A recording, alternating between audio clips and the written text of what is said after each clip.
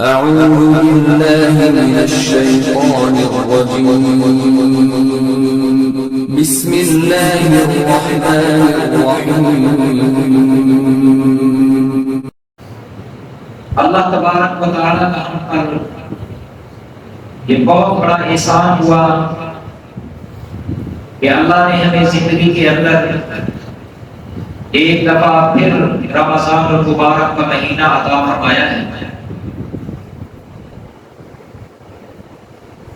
اور اسی طرح اللہ تبارک و تعالیٰ کا ہم پر یہ بھی بہت بڑا احسان ہے کہ سال بھر کے اندر اللہ تعالیٰ ہمیں بہت سارے ایسے مواقع عطا فرماتے ہیں جن میں اللہ تبارک و تعالیٰ کی رحمت بڑی وسیع ہوتی ہے۔ بہت سارے ایسے مواقع، اگر کوئی شخص قرآن کریم کی تلاوت کرے یا توجہ اور خاموشی کے ساتھ قرآن مجید کی تلاوت کو سنے تو اللہ تبارک و تعالیٰ کی رحمتیں نازل ہوتی ہیں۔ جب بھی کوئی شخص قرآن مجید کی تلاوت کو سن لے یا تلاوت کر لے تو اللہ تبارک و تعالیٰ کی رحمتیں نازل ہونا شروع ہو جاتی ہیں۔ اللہ تبارک و تعالیٰ نے قرآن مجید میں ارشاد فرمایا ہے وَإِذَا قُرِئَ الْقُرْآنُ فَاسْتَمِعُوا لَهُ وَأَنصِتُوا لَعَلَّكُمْ تُرْحَمُونَ کہ جب قرآن مجید کی تلاوت کی جائے تو خاموش ہو جایا کرو اور توجہ کے ساتھ قرآن مجید کی تلاوت کو سنا کرو لعلکم ترحمون تاکہ تم پہ اللہ تبارک و تعالیٰ کی رحمتیں نازل ہوں۔ نبی علیہ السلام کی سنت کو اپنانا، آپ صلی اللہ علیہ وسلم کی سنت کی پیروی کرنا، نبی علیہ السلام کی اطاعت اور فرما برداری کرنا، اس سے بھی اللہ تبارک و تعالیٰ کی رحمتیں نازل ہوتی ہیں۔ اگر زندگی کے کسی موڑ پر نبی علیہ السلام کی سنت کے مقابلے میں کوئی چیز آ جائے، ماں باپ کی خواہش ہو، اولاد کی خواہش ہو، اللہ کے پیغمبر کی سنت کے مقابلے میں نبی علیہ السلام کی اتباع اور فرما برداری کے مقابلے میں برادری یا اپنے قبیلے کی تمنا اور خواہش ہو یا اپنے علاقے کو کوئی روایت یا رواج ہو، لیکن اگر کوئی شخص اس موقع پر نبی علیہ السلام کی سنت کو اپنائے اور وہ دل کے اندر یہ سوچے اور کہے کہ دنیا والے ناراض ہوتے ہیں تو ناراض ہو جائیں، میں نے اس موقع پر نبی علیہ السلام کی سنت کو نہیں چھوڑی، وہ چاہے وہ غمی کا موقع ہو، خوشی کا موقع ہو۔ اگر یہ جذبہ، اس جذبے کے ساتھ اگر کوئی شخص اللہ کے پیغمبر کی سنت پہ عمل کرے گا وہ اللہ تبارک و تعالیٰ کی رحمتیں نازل ہونا شروع ہو جاتی ہیں۔ اللہ تبارک و تعالیٰ نے قرآن مجید میں ارشاد فرمایا ہے وَأَطِیعُوا اللَّهَ وَالرَّسُولَ لَعَلَّكُمْ تُرْحَمُونَ، اللہ کی اطاعت کرو، اللہ کی فرما برداری کرو، اللہ کے پیغمبر کی فرما برداری کرو لَعَلَّكُمْ تُرْحَمُونَ تاکہ تم پہ اللہ تبارک و تعالیٰ کی رحمتیں نازل ہوں۔ نبی علیہ السلام کی نبوت، آپ صلی اللہ علیہ وسلم کی رسالت یہ سراپا رحمت ہے۔ پیغمبر علیہ السلام کی بعثت یہ ہمارے لیے بلکہ پوری کائنات کے لیے سراپا رحمت ہے۔ اللہ تبارک و تعالیٰ نے قرآن مجید میں ارشاد فرمایا کہ وَمَا أَرْسَلْنَاكَ إِلَّا رَحْمَةً لِلْعَالَمِينَ کہ ہم نے آپ کو تمام جہان والوں کے لیے رحمت بنا کر بھیجا ہے۔ لیکن نبی علیہ السلام کی یہ رحمت، آپ کی نبوت و رسالت جسے اللہ نے ہمارے لیے سراپا رحمت بنایا ہے، یہ ان لوگوں کے لیے رحمت ہے جو نبی علیہ السلام کی اتباع اور فرما برداری کرتے ہیں۔ اسی طرح میرے بھائیوں، اللہ تبارک و تعالیٰ نے اور بھی بہت سارے ایسے مواقع عطا فرمائے ہیں جن میں اللہ تبارک و تعالیٰ کی رحمت بڑی وسیع ہوتی ہے۔ اس میں رمضان المبارک کا مہینہ بھی ہے۔ رمضان المبارک کا مہینہ، اس میں اللہ تبارک و تعالیٰ کی رحمتیں برستی ہیں، جس طرح موسلا دھار بارش برستی ہے، تیز بارش برستی ہے، اسی طرح رمضان کے مہینے میں اللہ تبارک و تعالیٰ کی رحمتیں بارش کی طرح برستی ہیں۔ رمضان کا ایک ایک لمحہ اور ایک ایک وقت، چاہے دن ہو یا رات ہو، اس میں اللہ تبارک و تعالیٰ کی رحمتیں نازل ہوتی ہیں۔ دن کے بارے میں آپ دیکھ لیں، اللہ کے پیغمبر کی حدیث، نبی علیہ الصلوۃ والسلام نے فرمایا کہ من صام رمضان ایمانا واحتسابا غفر له ما تقدم من ذنبه۔ فرمایا کہ اگر کوئی شخص رمضان کے روزے رکھ دے، رمضان کے دنوں کے روزے رکھ دے، اللہ تبارک و تعالیٰ پر ایمان کی حالت میں اور اپنے رب تعالیٰ سے ثواب کی امید رکھتے ہوئے، اس انسان کے ساتھ کا گناہ جتنے بھی ہیں اللہ تبارک و تعالیٰ سارے کے سارے معاف کر دیتے ہیں۔ رمضان کا دن یہ اللہ تبارک و تعالیٰ کی رحمتوں کے نازل ہونے کا وقت ہے۔ رمضان کی راتیں بھی سورج غروب ہونے سے لے کر صبح صادق تک، سورج کے طلوع ہونے تک اللہ تبارک و تعالیٰ کی رحمتیں رات کو بھی نازل ہوتی ہیں۔ رسول اللہ صلی اللہ علیہ وسلم کی حدیث، یہی حدیث آگے والا حصہ، فرمایا کہ من قام رمضان ایمانا واحتسابا غفر له ما تقدم من ذنبه، کہ جو شخص رمضان کی راتوں کا قیام کر لے، چاہے رات کے ابتدائی حصے میں، چاہے رات کے آخری حصے میں، چاہے رات کی آدھی رات کو اٹھ کر رمضان کی رات کا قیام کر لے، چاہے تھوڑا کرے چاہے زیادہ کرے، اس انسان کے ساتھ کا گناہ جتنے بھی ہیں اللہ سارے کے سارے معاف کر دیتے ہیں۔ اور پھر آخری اشرا فرمایا کہ من قام لیلۃ القدر ایمانا واحتسابا غفر له ما تقدم من ذنبه۔ فرمایا کہ اگر کوئی شخص لیلۃ القدر کی رات کا قیام کر لے ایمان کی حالت میں اور اپنے رب سے ثواب کی امید رکھتے ہوئے، اس انسان کے ساتھ کا گناہ جتنے بھی ہیں اللہ سارے کے سارے معاف کر دیتے ہیں۔ تو میرے بھائیوں، رمضان کا مقدس مہینہ، یہ رمضان کا بابرکت مہینہ، اس میں اللہ تبارک و تعالیٰ کی رحمتیں بڑی وسیع ہوتی ہیں۔ اس لیے میرے بھائیوں، اس مہینے میں ہمیں چاہیے کہ ہم اللہ تبارک و تعالیٰ سے زیادہ دعائیں کریں۔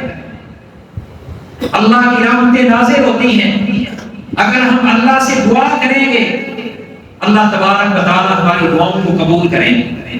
قرآن مجید کے اندر سورہ بقرہ کے اندر جہاں اللہ تبارک و تعالیٰ نے رمضان کے احکام و مسائل بیان فرمائے ہیں، رمضان کے روزوں کی فضیلت کا تذکرہ کیا ہے، وہاں بالکل درمیان کے اندر بیچ میں اللہ تبارک و تعالیٰ نے دعا کا تذکرہ کیا ہے۔ معلوم ہوا کہ دعاؤں کی قبولیت کا رمضان کے ساتھ، رمضان کے روزوں کے ساتھ، رمضان کی راتوں کے ساتھ دعاؤں کی قبولیت کا بڑا گہرا تعلق ہے۔ اللہ تعالیٰ نے فرمایا کہ اذا سألك عبادی، کہ اے میرے پیارے پیغمبر صلی اللہ علیہ وسلم، جب میرے بندے، اللہ نے اپنے بندوں کی نسبت اپنی طرف کی، اللہ کو اپنے بندوں سے بڑا پیار ہے، فرمایا کہ بندے نہیں کہا، فرمایا کہ جب میرے بندے میرے بارے میں آپ سے سوال کریں، وہ آپ ان کو بتا دیں کہ فإنی قریب، میں اپنے بندوں کے بہت زیادہ قریب ہوں۔ اجیب دعوت الداعی اذا دعان، میرے بندے جب مجھ سے دعا مانگتے ہیں میں ان کی دعا کو قبول کرتا ہوں۔ اس لیے مجھ سے دعا مانگا کریں، بندوں پہ وہ بھی مجھ پہ ایمان لایا کریں۔ تو بالکل اللہ تبارک و تعالیٰ نے رمضان کے احکام و مسائل کے درمیان دعا کا تذکرہ کیا ہے۔ رسول اللہ صلی اللہ علیہ وسلم کی ایک حدیث ہے، فرمایا کہ 3 آدمی ایسے ہیں جن کی دعا اللہ تبارک و تعالیٰ ضرور قبول کرتے ہیں۔ ایک فرمایا کہ الامام العادل، انصاف کرنے والا حکمران، جس طرح کہ حضرت ابو بکر صدیق، حضرت عمر بن خطاب، حضرت عثمان غنی، حضرت امیر المرتضیٰ، حضرت امیر معاویہ، جناب عمر بن عبدالعزیز رحمہ اللہ تعالی، اور یہ خلفائے راشدین رضوان اللہ علیہم اجمعین، انہوں نے حکمرانی کی ہے بڑے انصاف کے ساتھ۔ فرمایا کہ انصاف کرنے والا حکمران مجھ سے جو بھی دعا مانگے گا میں اس کی دعا کو قبول کروں گا۔ دوسرا فرمایا بدعوت المظلوم، مظلوم کی دعا، اور تیسرا فرمایا کہ بدعوت الصائم، روزہ رکھنے والے کی دعا، روزے دار کی دعا وہ بھی قبول کرتا ہوں حتی یفطر، حتی کہ روزہ افطار کرتا۔ اور اسی طرح اللہ کے پیغمبر نے فرمایا ہے کہ وَلِلصَّائِمِ عِندَ فِطْرِهِ دعوۃ، فرمایا کہ روزے دار جب اس کی افطاری کا وقت آتا ہے اللہ تبارک و تعالیٰ کی طرف سے اسے دعا کا اختیار دیا جاتا ہے، دعا کر لے، اللہ تبارک و تعالیٰ اس کی دعا کو ضرور قبول کرتے ہیں۔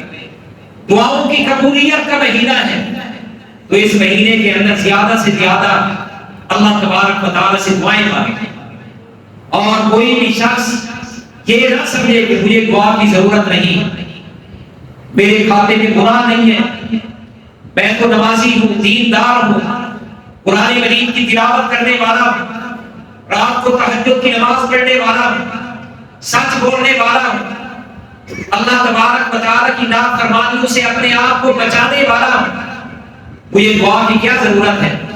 نہیں میرے بھائیوں، دعا کی ہر شخص کو ضرورت ہے۔ وجہ کیا ہے کہ دعا اللہ تبارک و تعالیٰ کی عبادت، جو شخص اپنے آپ کو دعا سے بے نیاز سمجھتا ہے ایسا شخص اللہ کی عبادت سے انکار کرتا ہے۔ آپ سمجھیں کہ میرے کھاتے میں کوئی گناہ نہیں، پھر بھی اللہ تبارک و تعالیٰ سے دعا کریں۔ نبی صلی اللہ علیہ وسلم نے فرمایا ہے الدعاء هو العبادہ، فرمایا کہ دعا یہ اللہ تبارک و تعالیٰ کی عبادت، اور اللہ تبارک و تعالیٰ نے فرمایا کہ ان الذین یستکبرون عن عبادتی سیدخلون جہنم داخرین، فرمایا کہ جو لوگ میری عبادت سے انکار کرتے ہیں کل قیامت کے دن ذلیل و خوار ہو کر جہنم کی آگ میں داخل ہو۔ اس لیے میرے بھائیوں دعا مانگا کریں، تنہائی میں بیٹھ کر، رات کے اندھیرے میں اٹھ کر، اپنے رات کو سونے والے بستر میں بیٹھ کر، اجتماعی طور پر، انفرادی طور پر اللہ تبارک و تعالیٰ سے دعائیں مانگا کریں، بڑے خشوع و خضوع کے ساتھ اور غفلت کے ساتھ نہیں، اپنا بیدار دلی کے ساتھ، توجہ کے ساتھ اللہ تبارک و تعالیٰ سے دعائیں مانگا کریں، اپنے آپ کے لیے، اپنے ایمان کی سلامتی کے لیے۔ دیکھیں انبیاء کرام دعائیں مانگا کرتے تھے، ان دعاؤں کے اندر ایک دعا یہ بھی تھی توفنی مسلما والحقنی بالصالحین، کہ اے میرے پروردگار جب مجھے وفات دے تو اسلام کی حالت میں وفات دے، جب میں اس دنیا سے جاؤں تو تیری فرمان برداری پہ جاؤں، والحقنی بالصالحین، اے میرے پروردگار تیرے جو نیک بندے اعلیٰ انجیل میں پہنچ چکے ہیں فوت ہونے کے بعد مجھے اپنے ان بندوں کے ساتھ ملا۔ اللہ تبارک و تعالیٰ کے انبیاء کرام اللہ سے دعائیں مانگا کرتے تھے۔ بس اوقات انسان سے گناہ سرزد ہو جاتا ہے، اللہ سے دعا مانگے کہ اللہ میرے اس گناہ کو معاف کر۔ بس اوقات انسان نیکی کا کام کرتا ہے اور اللہ سے امید رکھتا ہے کہ اللہ میرے اس عمل کو قبول کرے گا، دعا مانگے اللہ تبارک و تعالیٰ سے کہ یا اللہ میرے اس عمل کو قبول کر، میری نماز کو قبول کر لے، میں نے روزہ رکھا اپنی توفیق کے ساتھ ہی سے اپنی بارگاہ میں قبول کر لے، میں نے حج کیا یا عمرہ کیا یا تیرے راستے میں مال خرچ کیا، یا اللہ میرے اس عمل کو اپنی بارگاہ میں قبول فرما۔ دیکھیں حضرت ابراہیم علیہ السلام کتنا بڑا عمل کیا، دیکھیے گا بڑا عظیم عمل کعبۃ اللہ کو تعمیر کی۔ اگر کوئی شخص عام محلے کی مسجد بھی تعمیر کر دے اللہ تبارک و تعالیٰ کی طرف سے جنت کی ضمانت۔ فرمایا کہ من بنا للہ مسجدا بنى اللہ لہ بیتا فی الجنہ، فرمایا کہ اگر کوئی شخص مسجد بنا دے، میرا گھر تعمیر کر دے، اللہ تبارک و تعالیٰ اپنے اس بندے کا گھر جنت میں تعمیر کر دیتے ہیں۔ اور ابراہیم علیہ السلام نے کعبۃ اللہ کو تعمیر کی، صرف ایک باپ اور بیٹا تھا، اس کے علاوہ اور کوئی ساتھ تعاون کرنے والا نہیں۔ ہم مساجد تعمیر کرتے ہیں، اس کے اندر کئی بندے ہمارے ساتھ مل جاتے ہیں، کوئی کچھ دیتا ہے، کوئی چیز دیتا ہے، کوئی مستری کا کام کرتا ہے، کوئی مزدور کا کام کرتا ہے، لیکن کعبۃ اللہ کی تعمیر اکیلے ابراہیم علیہ السلام اور اسماعیل علیہ السلام نے، لیکن تعمیر مکمل کرنے کے بعد، اتنا بڑا عمل کرنے کے بعد ابراہیم علیہ السلام نے یہ نہیں سوچا کہ میرا تو اتنا بڑا نیکی کا عمل ہے، نہیں، اس کی قبولیت کے لیے اللہ تبارک و تعالیٰ سے دعا مانگی۔ کعبۃ اللہ کو تعمیر کرنے کے بعد وہاں پر بیٹے نے کیا دعا مانگی؟ ربنا تقبل منا انک انت السمیع العلیم، اے ہمارے پروردگار، ہم نے تیرے حکم سے تیری عبادت کے لیے ہم نے تیرے گھر کو تعمیر کیا، ہمارے اس عمل کو اپنی بارگاہ میں قبول و منظور فرما دو۔ اللہ تبارک و تعالیٰ سے اعمال کی، نیک اعمال کی قبولیت کی دعا کیا کریں، اور ان دعاؤں کے اندر اللہ تبارک و تعالیٰ سے اپنے گناہوں کی معافی مانگا کریں۔ نبی علیہ السلام کی اکثر دعائیں جو آپ صلی اللہ علیہ وسلم نے صحابہ کرام کو سکھلائی، یا نبی علیہ السلام نے خود کو دعائیں کی ہیں، پیغمبر علیہ السلام کی اکثر دعائیں، ان کے اندر اللہ تبارک و تعالیٰ سے استغفار طلب کی گئی، توبہ کی گئی ہے، رجوع کیا گیا ہے، انابت اللہ ہے ان دعاؤں کے اندر۔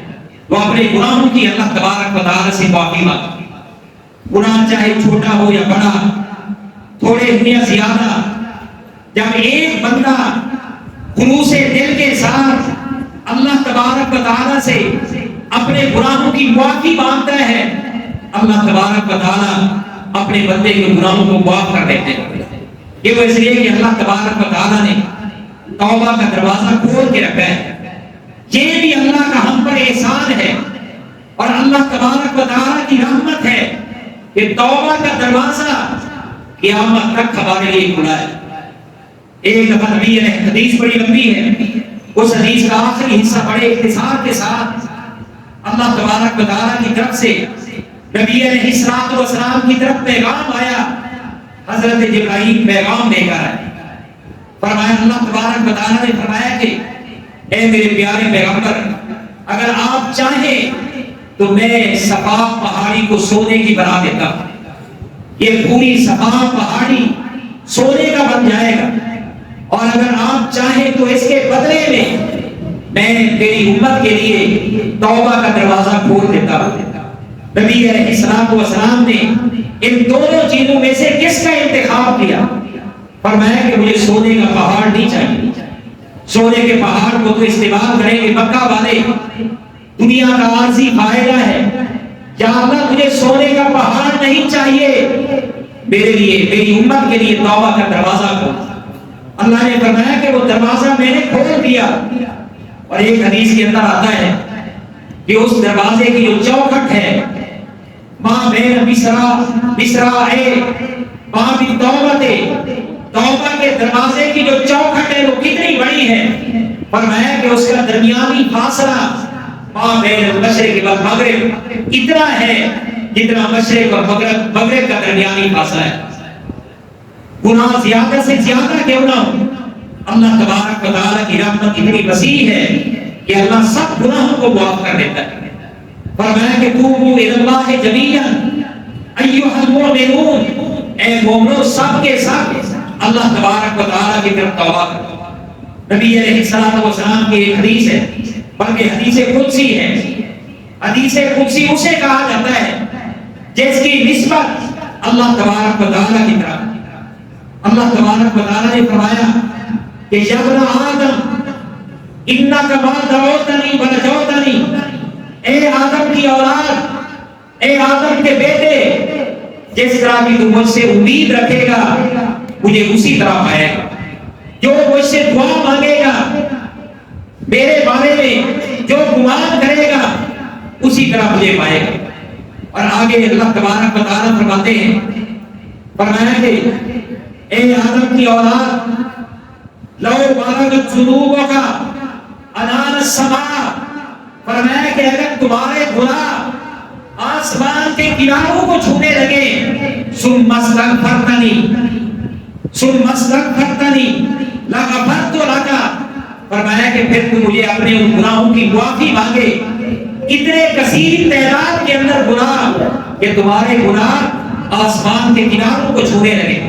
فرمایا کہ میں تیرے سارے گناہوں کو معاف کر دوں.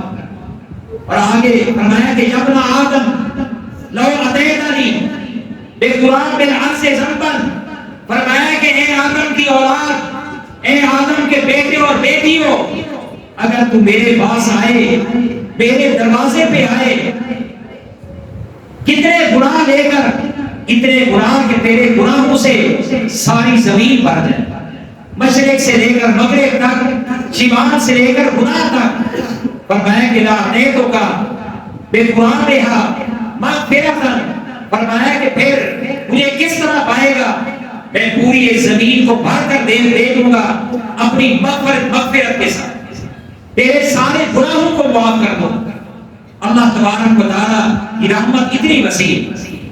میرے بھائیوں دیکھیں قتل کتنا بڑا گناہ ہے، کتنا بڑا گناہ، اکبر الکبائر گناہوں میں سے ہے، جس کی سزا اللہ تبارک و تعالیٰ نے قرآن مجید کے اندر کیا بیان فرمائی.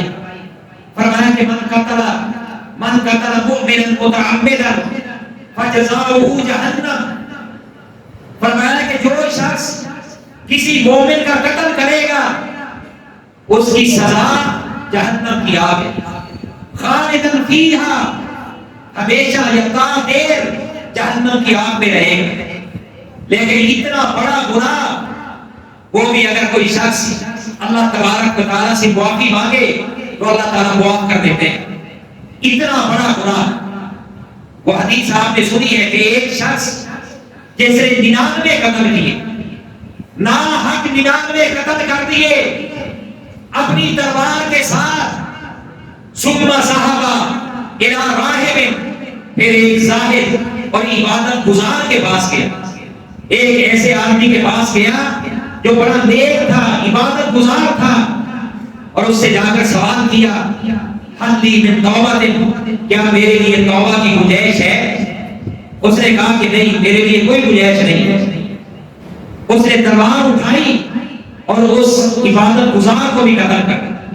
پھر ایک عرصے کے بعد دل میں خیال آیا، اس کے دل نے ملامت کیا اس گناہ پر جسے نفس لوامہ کہا جاتا ہے. ثم ذهب الى عالم، پھر عبادت گزار نہیں بلکہ ایک عالم کے پاس گیا اور اس سے جا کر سوال کیا حل لی من توبہ، کیا میرے لیے بھی توبہ کی گنجائش ہے؟ اس نے کہا کیوں نہیں، اللہ تبارک و تعالیٰ سے سچے دل کے ساتھ توبہ کر، اللہ تعالیٰ معاف کر دے.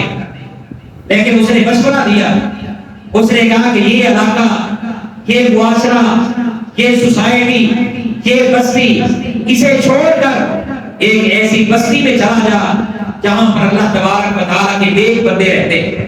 کہیں الصلحاء، یہ ویسے ہے کہ اگر یہاں پہ رہے گا ہو سکتا ہے کہ پھر اس گناہ کے اندر مبتلا ہو.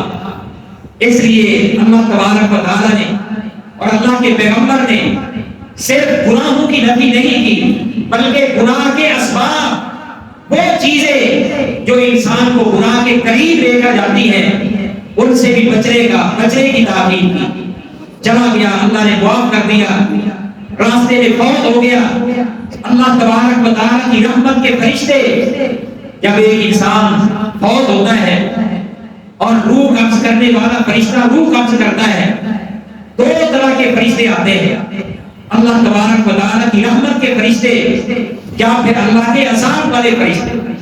تو اللہ کی رحمت کے فرشتے اس کی روح کو لے کر جنتی ریشمی لباس میں لپیٹ کر اللہ تبارک و تعالیٰ کی جنت میں لے کر چلے گا. اتنا بڑا گناہ بھی اللہ تبارک و تعالیٰ توبہ سے معاف کر دیتا ہے. ہم سے بڑے گناہ سرزد ہو جاتے ہیں اس پرفتن دور کے اندر، اور میں کہتا ہوں کہ اس سے بھی بڑا گناہ زنا ایک ایسا گناہ ہے جو شاید قتل سے بھی بڑا گناہ ہے، کیونکہ اس گناہ کے اندر مقتول کے ورثاء کو 3 اختیار دیے جاتے ہیں. اگر مقتول کے ورثاء چاہیں تو اللہ کی رضا کی خاطر قاتل کو معاف کر سکتے ہیں. آپ سب جانتے ہیں قرآن مجید کے اندر بھی موجود ہے اور اللہ کے پیغمبر کی احادیث کے اندر بھی. لیکن زنا ایک ایسا گناہ ہے جس کے اندر معافی کی کوئی گنجائش نہیں ہے. اگر زنا ثابت ہو جائے، زنا کرنے والا اس کا اقرار کر لے یا گواہوں کے ذریعے ثابت ہو جائے، اس کے اندر یہ نہیں کہ معاف کرنے سے اس کی سزا ٹل جائے گی، نہیں. اگر توبہ کرے گا معاف ہو جائے گا، لیکن اگر اس نے اقرار کر لیا ہے تو سزا ضرور ملے گی. اور اس کی سزا کیا ہے؟ رجم. تو اللہ تبارک و تعالیٰ اس گناہ کو بھی معاف کر دیتے ہیں. اتنا بڑا گناہ. اللہ کے پیغمبر کے پاس ایک خاتون آئی، ایک صحابیہ جو ہے نا قبیلے کے ساتھ اس کا تعلق تھا، رامبیہ اس کا نام تھا. اللہ کے پیغمبر کے پاس آئی اور آ کر کہنے لگی اقیم علیہ حدًا، یا رسول اللہ صلی اللہ علیہ وسلم مجھ سے غلطی ہو گئی، گناہ سرزد ہو گیا، مجھ پہ آپ اسلام کی حد نافذ کر. تہدی یا رسول اللہ، یا رسول اللہ صلی اللہ علیہ وسلم مجھ پہ حد نافذ کر کے مجھے اس گناہ سے پاک صاف کرنا. اللہ کے پیغمبر نے فرمایا کہ نہیں، تمہارے پیٹ کے اندر جو بچہ ہے قصور اس کا نہیں ہے، غلطی کا ارتکاب تم نے کیا ہے. ابھی چلی جاؤ، جا کر اس بچے کو جنم دو. فرمایا کہ پھر میرے پاس آنا. بچے کو جنم دیا، اپنے اس چھوٹے بچے کو ہاتھوں میں اٹھا کر اللہ کے پیغمبر کے پاس آئی اور آ کر کہنے لگی تہدی یا رسول اللہ، یا رسول اللہ صلی اللہ علیہ وسلم اب تو مجھے معاف کر دو. اللہ کے پیغمبر نے فرمایا کہ بچہ چھوٹا ہے، واپس چلی جاؤ. یہ بخاری شریف کی حدیث ہے. فرمایا کہ جاؤ اس بچے کی مدت نظام پوری کرو، دودھ پلاؤ. جب مدت نظام پوری ہو جائے فرمایا کہ پھر میرے پاس آ. پھر 2 سال کے بعد آئی، پھر آ کر کہنے لگی اور پھر اس حالت میں آئی کہ بچے کے ایک ہاتھ کے اندر روٹی کا ٹکڑا، اور آ کر کہنے لگی کہ یا رسول اللہ صلی اللہ علیہ وسلم اب تو میرے بچے نے پورا 2 سال میرا دودھ پی لیا، اب روٹی کھا سکتا ہے، اس کے ہاتھ میں روٹی کا ٹکڑا ہے، یہ کھا رہا ہے.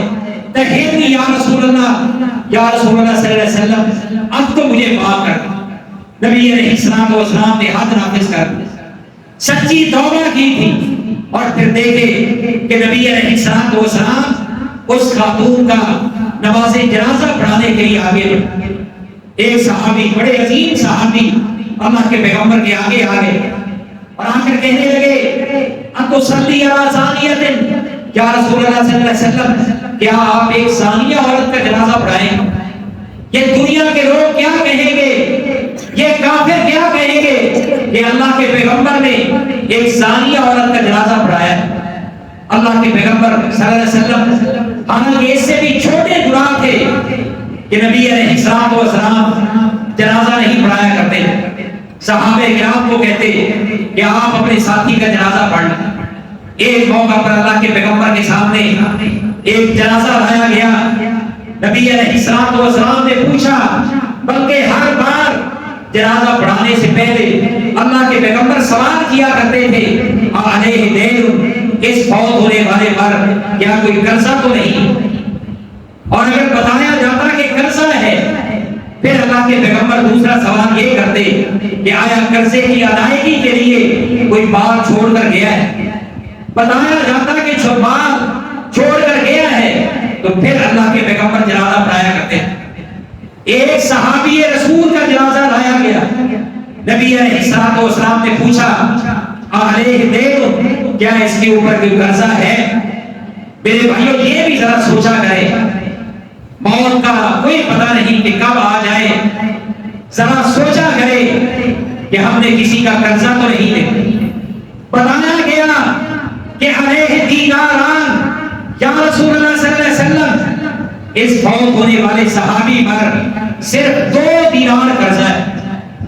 نبی علیہ السلام نے فرمایا صلو علی صاحبکم، فرمایا کہ پھر تم اس کا نماز جنازہ پڑھ. اللہ اکبر. اللہ کے پیغمبر کے ایک صحابی انہوں نے درخواست پیش کی کہ یا رسول اللہ صلی اللہ علیہ وسلم ہمارے ساتھی کو اپنی دعاؤں سے محروم نہ کرے. علیہ دینہ، اس کا قرضہ میرے ذمہ ہے، میں ضامن ہوں، میں اس کا قرضہ ادا کروں گا. آپ اس کا نماز جنازہ پڑھا. تو پھر اللہ کے پیغمبر نے جنازہ پڑھایا. لیکن اس موقع پر نبی علیہ الصلوۃ والسلام جنازہ پڑھانے کے لیے آگے بڑھے تو صحابی نے کیا کہا؟ اتصلی علی زانیہ، یا رسول اللہ صلی اللہ علیہ وسلم کیا آپ ایک زانیہ عورت کا جنازہ پڑھائیں گے؟ نبی صلی اللہ علیہ وسلم نے کیا فرمایا؟ فرمایا کہ اے اللہ کے بندو، لقد تابت توبۃ لو قسمت بین سبعین من عہد المدینہ لوسعتہم. فرمایا کہ اس اللہ کی بندی سے گناہ ضرور سرزد ہوا، بڑے بڑے کبیرہ گناہ کا ارتکاب کیا، لیکن اس نے ایسی توبہ کی ہے کہ اگر اس کی توبہ کو مدینہ کے 70 گناہ گاروں کے درمیان تقسیم کر دیا جائے، فرمایا کہ سب کے لیے کافی ہو جائے، اللہ انہیں معاف کر دے گا. اتنے بڑے سے بڑے گناہ وہ بھی اللہ تبارک و تعالیٰ معاف کر دیتے ہیں. اللہ اکبر. اس سے بھی بڑا گناہ، بلکہ سب سے بڑا گناہ، سب سے بڑا گناہ کون سا ہے؟ کفر اور شرک، یہ سب سے بڑا گناہ. شرک کے بارے میں اللہ کے پیغمبر نے کیا فرمایا؟ فرمایا کہ ان اللہ لا یغفر ان یشرک بہ ویغفر ما دون ذلک لمن یشاء. فرمایا کہ کل قیامت کے دن اللہ تبارک و تعالی شرک کو معاف نہیں کرے. اسی طرح کفر کافر ہمیشہ جہنم کے اندر رہے. اللہ تبارک و تعالی نے جنت کو کافر پر اور مشرک پر حرام کا قرار دے دیا ہے. لیکن اگر کوئی شخص اتنے بڑے گناہ سے، آپ یہ سمجھیں کہ ایک شخص ساری زندگی کافر اور مشرک رہے، زندگی کے آخری لمحات کے اندر اسلام قبول کر لے، شرک اور کفر سے توبہ کر لے، اللہ تبارک و تعالی اپنے بندے کو معاف کر دیتے ہیں، اس کی توبہ قبول کر لیتے ہیں. یہ سب سے بڑا گناہ کیوں ہے؟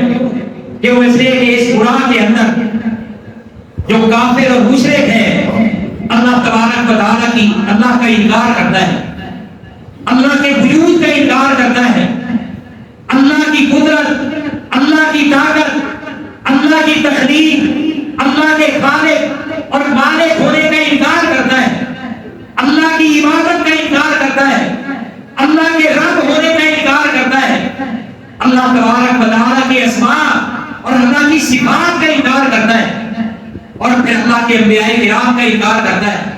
اللہ کی نازل کردہ کتاب، اللہ کی نازل کردہ کتابیں انہیں جھٹلا دیتا ہے.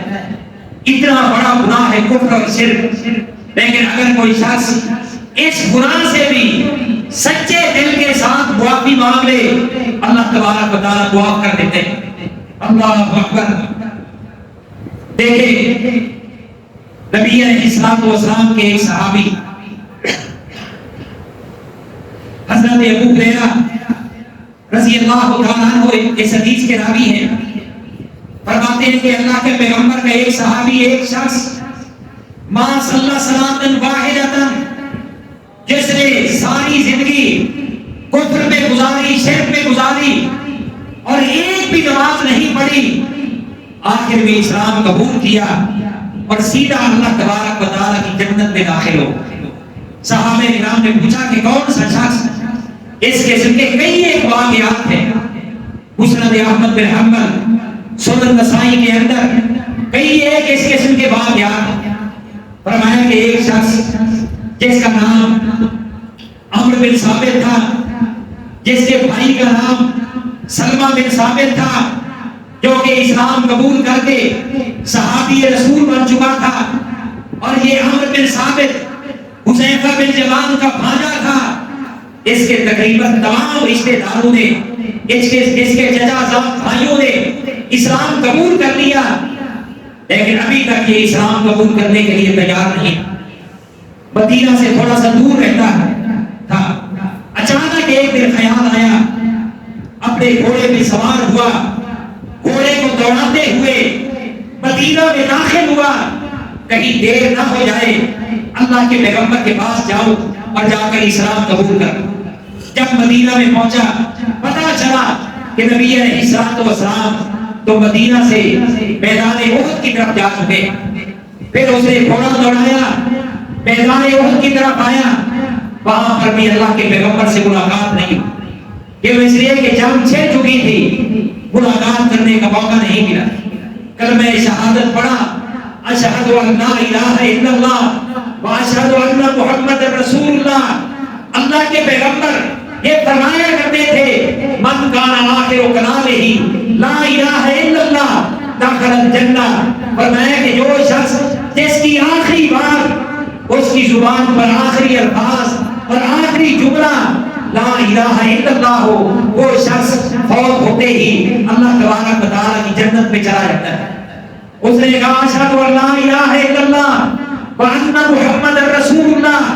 جہاد میں شامل ہو گیا, زخمی ہو گیا, 70 صحابہ کرام بھی شہید ہو گئے. پہچانا جا رہا تھا, جب دیکھا گیا اس زخمی کو پہچان میں نہیں آ رہا تھا کہ ایسے یہ شخص تو ہمارے ساتھ میدان جنگ میں نہیں آیا.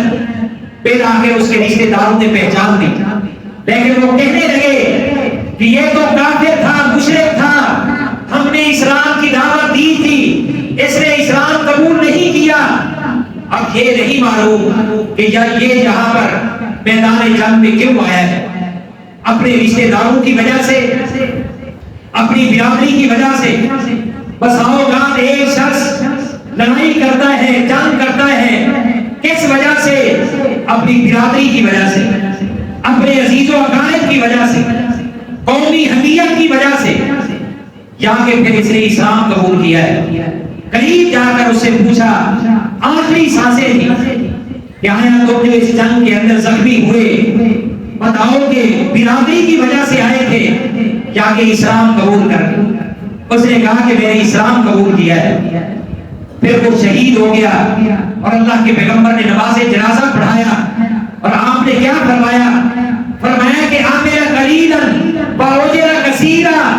اس نے عمل تو بہت تھوڑا کیا, ما صلی صلاۃ واحدۃ. یہ ایسا شخص ہے جس نے اپنی زندگی کے اندر ایک بھی نماز نہیں پڑھی, ایک بھی بار اللہ کے سامنے سر و سجود نہیں ہوا, اپنی پیشانی کو زمین پہ نہیں ٹکایا, لیکن اللہ تبارک و تعالی کی جنت کا مستحق ہو. اس سے بھی بڑے کافر سورہ بروج آپ پڑھ کر دیکھیں, والسماء ذات البروج والیوم الموعود وشاہد و مشہود قتل اصحاب الاخدود النار ذات الوقود اذ هم علیہا قعود وهم علی ما یفعلون بالمؤمنین شہود. کہ ایک دور تھا کہ اللہ تبارک و تعالیٰ کے مومن بندے, اللہ تبارک و تعالیٰ کے مومن بندے جس میں مرد بھی تھے, خواتین بھی تھی, بوڑھے بھی تھے, جوان بھی تھے, حتیٰ کہ چھوٹے چھوٹے شیر خوار بچے بھی.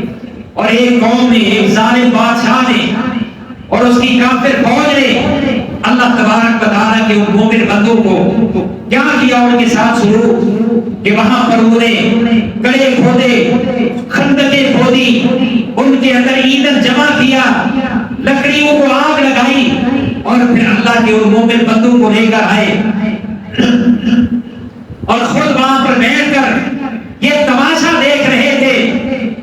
فرمایا کہ بیٹھے ہوئے تھے, سب کچھ اپنی آنکھوں سے دیکھ رہے تھے, لیکن انہیں ترس نہیں آیا. انہوں نے سب کو اٹھا کر اس آگ کے اندر پھینک دیا. حتیٰ کہ ایک خاتون جس کا شیر خوار بچہ, چھوٹا سا دودھ پیتا ہوا بچہ چھاتی کے ساتھ لگایا ہوا تھا, اچانک اس کے دل کے اندر اپنے اس بچے کی محبت آئی, ترس آیا, تھوڑی سی پیچھے ہٹی, لیکن وہ بچہ پکار اٹھا کہ امی جان پیچھے نہ ہٹنا, جو تم نے اسلام قبول کیا ہے اس پہ استقامت اختیار کرنا. یہ جو تمہیں آگ آ رہی ہے حقیقت میں اس آگ کے بعد اللہ تبارک و تعالیٰ کی جنت. اسے بھی پھینک دیا گیا, بچے سمیت اس عورت کو بھی پھینک دیا گیا. لیکن اللہ تعالیٰ نے کیا فرمایا کہ ان الذین فتنوا المؤمنین والمؤمنات ثم لم یتوبوا. فرمایا کہ وہ لوگ جنہوں نے اتنا آزمائش اور فتنے اور امتحان کے اندر ڈالا, میرے ان بندوں کو اللہ نے فرمایا کہ پھر انہوں نے توبہ نہیں. کیا معلوم ہوا؟ نتیجہ کیا نکلا کہ انہوں نے توبہ نہیں کی. اگر توبہ کر لیتے تو اللہ تبارک و تعالی اتنے بڑے گناہ کو بھی اللہ تعالیٰ معاف کر دیتا. تو میرے بھائیوں، اس ماہ مقدس میں اور اس بابرکت مہینے میں اللہ تبارک و تعالیٰ سے اپنے گناہوں کی معافی مانگیں اور کثرت کے ساتھ اللہ تبارک و تعالیٰ سے دعائیں کریں کہ اللہ تعالیٰ ہمارے گناہوں کو معاف کر دے.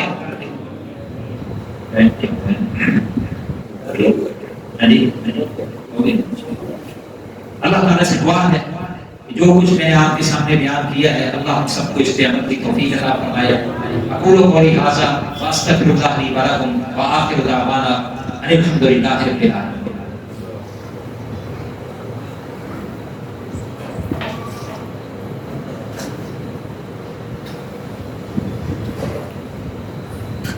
إن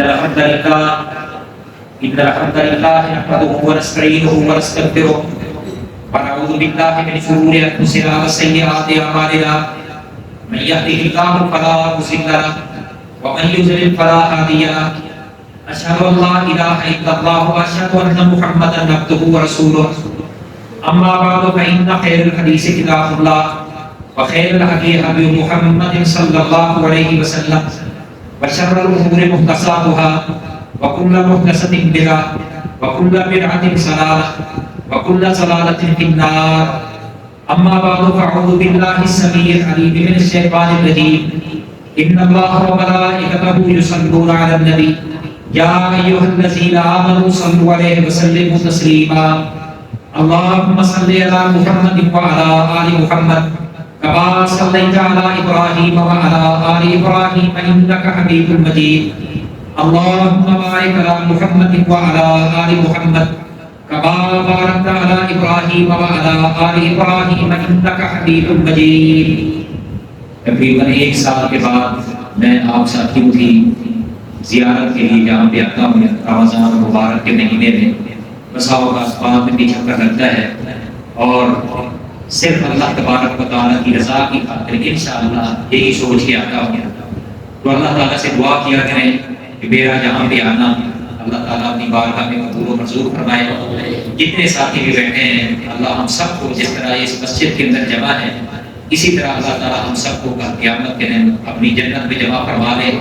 یہ مساجد اللہ تبارک و تعالیٰ کے گھر ہوتے ہیں اور اس زمین کے اوپر سب سے بہترین اور اللہ کے یہاں پسندیدہ ٹکڑا وہ ہے جس میں اللہ تبارک و تعالیٰ کی مسجد رمضان کے مبارک اور بابرکت مہینے میں زیادہ سے زیادہ مسجد کے ساتھ بھی آپ تعاون کیا کریں.